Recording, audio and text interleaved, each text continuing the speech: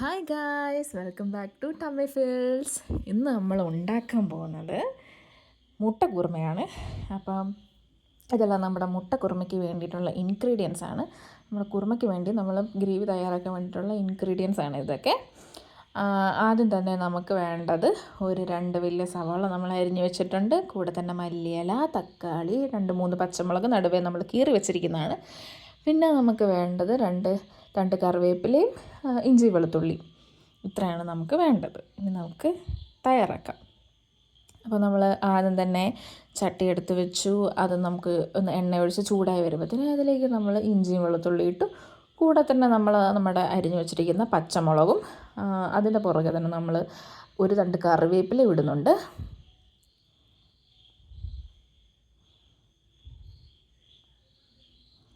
ഇനി ഈ കൂടെ തന്നെ നമ്മൾ സവാള ഇടുകയാണ്. നമ്മൾ അരിഞ്ഞു വെച്ച 2 സവാള നമ്മൾ ഈ കൂടെ തന്നെ ഇടുകയാണ്.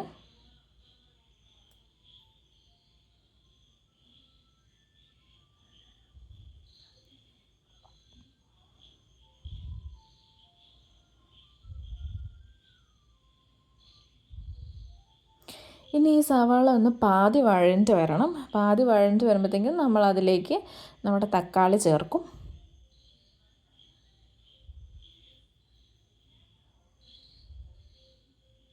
അപ്പോൾ അതൊന്ന് പാതി വഴണ്ട് വന്നിട്ടുണ്ട്. അതിലേക്ക് നമ്മൾ ഒരു തക്കാളി അരിഞ്ഞത് നമ്മൾ ചേർക്കുകയാണ്.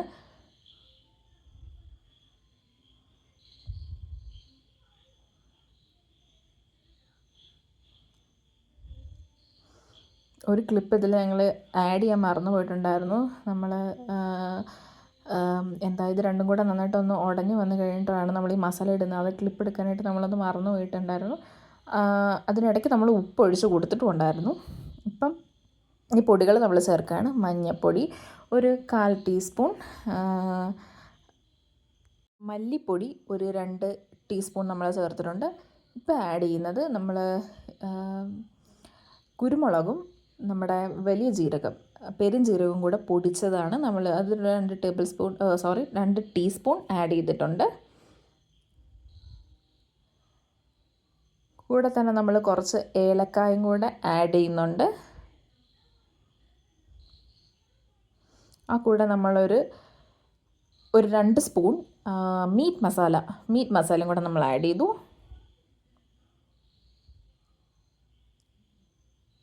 ഇനി എല്ലാം കൂടെ നമ്മൾ ആ ഒരു പൊടിയുടെ ഒരു പച്ചമണം മാറുന്നത് വരെ നമ്മളൊന്ന് മൂപ്പിച്ചെടുക്കണം. അത് നമ്മൾ നന്നായിട്ടൊന്ന് മൂപ്പിച്ചെടുത്ത് കഴിഞ്ഞിട്ട് നമുക്ക് നേരെ അതെടുത്തൊരു മിക്സിയിലേക്ക് പകരാം. ഇത് നന്നായിട്ട് ചൂടാറിയിട്ട് വേണം കേട്ടോ നമ്മൾ മിക്സിയിലേക്ക് പകർന്നിട്ട് അത് നമുക്ക് നന്നായിട്ടൊന്ന് പേസ്റ്റ് പോലെ നമുക്കൊന്ന് അരച്ചെടുക്കാം.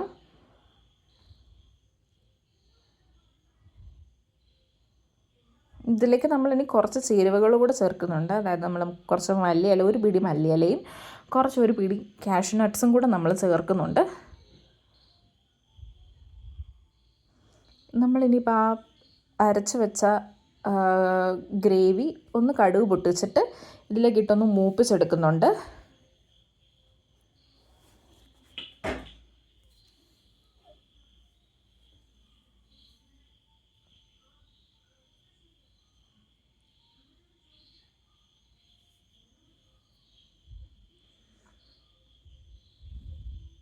ഗ്രേവി നമ്മൾ ചേർത്ത് കഴിഞ്ഞിട്ട് അതൊന്ന് ഇച്ചിരി ഒന്ന് മൂപ്പിച്ചിട്ട് അതിലേക്ക് നമ്മൾ ഇച്ചിരി വെള്ളം ഒഴിച്ച് കൊടുക്കുന്നുണ്ട്. മിക്സിയിൽ ആ ഗ്രേവിയുടെ വെള്ളം തന്നെ നമ്മൾ മിക്സിയിലുള്ള ആ ഗ്രേവി നമ്മളൊന്ന് നന്നായിട്ട് ഒന്ന് പാർന്ന് ഒഴിക്കുന്നുണ്ട്.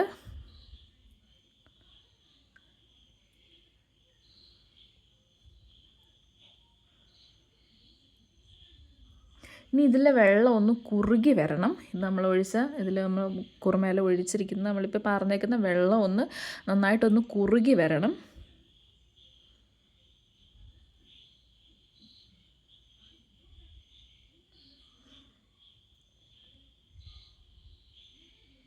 കൂടെ നമ്മൾ ആ മുട്ട അങ്ങ് ചേർക്കുകയാണ്. മുട്ട ഒന്ന് 2-3 ആയിട്ടൊന്ന് അവിടെ ഇവിടേക്ക് ഒന്ന് വരഞ്ഞിട്ട് നമ്മൾ ഇട്ട് കൊടുക്കുകയാണെങ്കിൽ ആ മസാല എല്ലാം കൂടെ മുട്ടയിലേക്ക് കയറും. അപ്പോൾ മുട്ടയിടിക്കും നമുക്കൊരു നല്ല ടേസ്റ്റ് ആയിരിക്കും കഴിക്കുമ്പോൾ.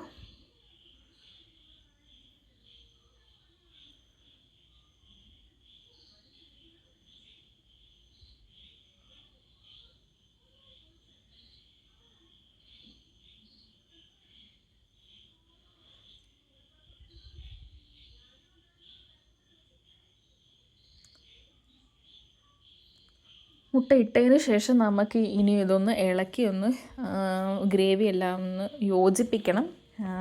അതാകുമ്പോഴത്തേനും മുട്ടയിലേക്ക് ആ ഗ്രേവിയുടെ സത്തെല്ലാം ഇറങ്ങും.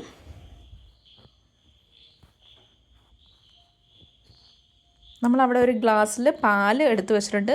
തേങ്ങാപ്പാലാണ്, നമ്മൾ തേങ്ങാപ്പാൽ പിഴിഞ്ഞെടുത്ത് വെച്ചിരിക്കുന്നതാണത്. അത് നമ്മൾ ലാസ്റ്റാണ് കുറുമയിലേക്ക് ചേർക്കുന്നത്. മുട്ടയെല്ലാം ഇട്ട് കഴിഞ്ഞ് ലാസ്റ്റാണ് നമ്മൾ ചേർക്കുന്നത്. നമ്മൾ എടുത്തപ്പോൾ ഒരു ഗ്ലാസ് ആണ് നമ്മൾ തേങ്ങാപ്പാൽ എടുത്തിരിക്കുന്നത്. കുറച്ച് നിങ്ങൾ തിക്കായിട്ട് എടുക്കുകയാണെങ്കിൽ നല്ലതായിരിക്കും. നമ്മളിത് എടുത്തപ്പോൾ കുറച്ച് ലൂസായിട്ട് പോയി. നമ്മളിത് തിക്കായിട്ട് എടുക്കുകയാണെങ്കിൽ ഗ്രേവി നല്ല കുറുകെ തന്നെ ഇരിക്കും.